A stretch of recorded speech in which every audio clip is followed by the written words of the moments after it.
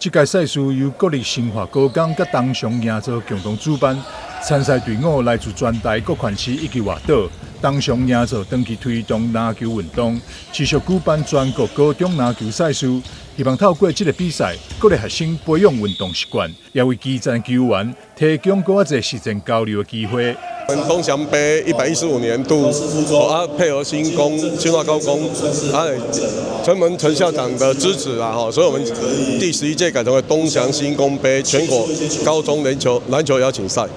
在新華高工的體育場，還有中信金龍安南校區的體育館，同時舉行70場的比賽。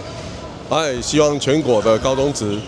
所有的有籃球隊的學校來南部參加最大的盛事也非常感謝我們新華高工的陳校長，還有我們辛苦的那個阿強主任還有我們那個小葉組長，還有我們所有參與的隊伍，我們都非常的感謝他們。籃球運動是一個非常好的一個運動的項目那借由這樣子的運動項目，讓學生身體能夠更強健。那在他的學習也可以有很多的幫助。那我們新華高工也借由這樣子的一個籃球隊，讓我們孩子能夠有多元發展體育的這個專項。那再次的感謝我們東翔營造我們東發董事長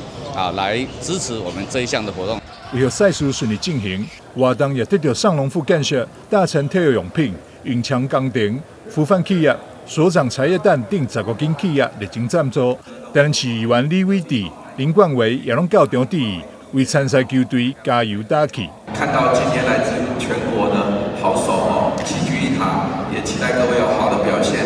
未來希望台南的籃球的發展更加的蓬勃。希望在不久的將來能夠看到各位打職籃也好啦還有在運動的專業領域來講，都有更好的表現。希望我們現場每一個現場，我們來自全國的各位同學們大家都可以繼續的推廣運動，推廣籃球運動。東翔營造董事長陳東發表示，希望透過企業甲學校攜手合作，持續投入基層體育發展，不僅提供年輕的球員展現球技，也讓籃球成為凝聚學生團隊精神、追逐夢想的舞台。台南新聞張偉忠採訪報道。